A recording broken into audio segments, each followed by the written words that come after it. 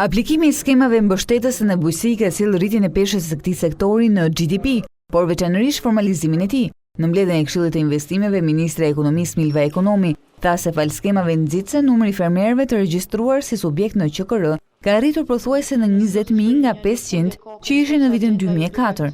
Ndërkohë, ky formalizim ka bërë që eksportet bujqësore të rriten me 25% në vlerë dhe 45% në vëllim.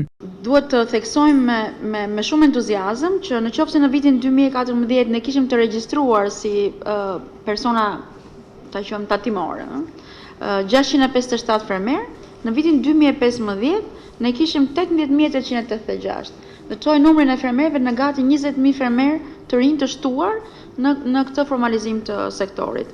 Gjatë takimit u bë me dije se Këshilli I Investimeve ka dërguar në Ministrinë e Financave propozimet e veta për lehtësimin e klimës së të bërit biznes. Ato konsistojnë në ndryshimin e disa procedurave tatimore dhe të kontrollit tatimor, në zgjidhjen e mosmarrëveshjeve mes administratës dhe biznesit, si dhe në procedurat e falimentit.